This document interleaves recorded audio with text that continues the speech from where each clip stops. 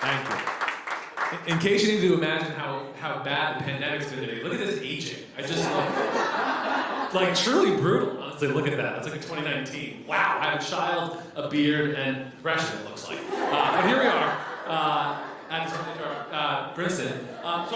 You can go ahead, yes. I have nothing else to go for. So I'm a journalist and I run a news organization, but we do a lot of, thank you. We do a lot of employer brand marketing work, so I'm interested in that. I'm going to talk about something we've learned about employer brand marketing. But first, I want to tell you where I don't get my haircut. I don't get my haircut here at Kim Sun 1.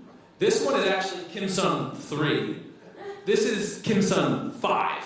And on Kensington Avenue, in Kensington, near where I live in Philadelphia, there's actually 5 different Kim Suns all on Kensington Avenue.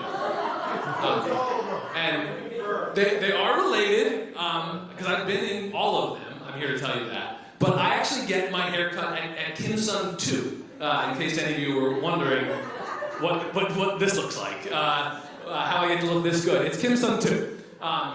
Now, with inflation, it's a $10 haircut. I can give a $5 tip, and they think I'm very wealthy. It's really crowded on the Kensington Avenue corridor. It's a lot like the hiring environment, right? We all know this, because as Brian was just alluding to, most of our companies are indecipherable for most job seekers in the world. As much as we think we are really important, we're not. And you go on their job site and you're 1,000 companies. On the sales side, we've solved that with content marketing, right? We know that. Because lists of people is at the mid-funnel. Selling someone's down funnel. For some reason, on the recruiting side, employer brand marketing has been sidelined. It's a much smaller part of this. Why do we not do a lot in employer brand marketing? You know this, because HR is a cost center, which makes all of your heads explode, right? You're a cost center, so we're never going to invest more in HR, talent recruiting. It's always limited. We've learned a couple things about how that changes, how that can change. For one, we found when you talk to a sales leader, they know they would never send like the terms of service to a contract out to a prospect because they don't know what your company's about. For some reason, we send job descriptions out to people. They have no idea what your company's about. It's the same thing. So instead, we're out in the ocean flinging out job descriptions, and people are like, maybe I will apply because Indeed made it easy for me to click 1,000 buttons, so I will just do that. It's terrible, and that's why you have 500 applicants and no one's ever heard of your company. So there's a bunch of stupid numbers that you all have read 1,000 times about why employer marketing does stuff. But I want to talk a little bit about, from the storytelling side, as a journalist, what we've learned actually works. Because yes, we know that recruiting down in mid-funnel tells you that employer brand marketing top funnel helps. You need a little bit of wayfinding to understand why storytelling does a thing. If we build relationships and trust, we use research to make decisions. How do you help someone decide they want to work for you before they know they can work from you? We technically do a nerdy thing called DCASA. Yes, I hate me too. But centrally, you do the discover, right? You know this. If you're a small enough organization, you can speak to a whole bunch of folks. You also know this through surveying. You first say, why do you work here? That's like the one question you just ask as many employees as you can. Why do you work here is a great way to start. That's where you start your employer brand marketing journey. Go ask a bunch of people, what is it good about working here?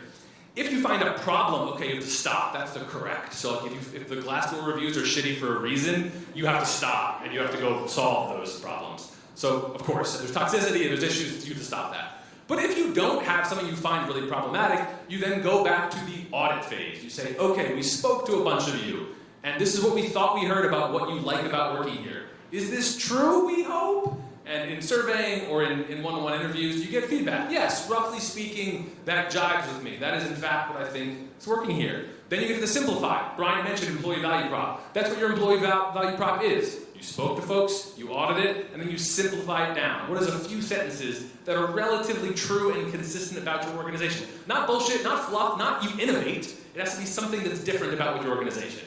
And then you amplify. That's the employer brand marketing thing. You have an employee value prop and you say, what are employee stories that actually resonate with that value prop? Let's go tell their stories. You can do it with a stupid iPhone, with a stupid 1-minute video, and you can put it out there.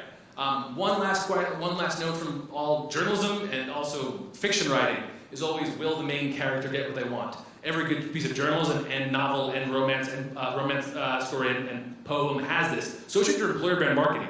Why does that featured employee or that employer brand story resonate with your company? Why does your company deliver on what that person's looking for? Flexibility. demanding environment, high stakes, whatever.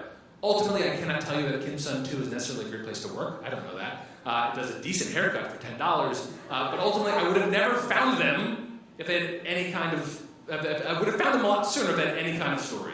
But they didn't have a story. It took me about 5 years to find them. And you don't want that for your applicants.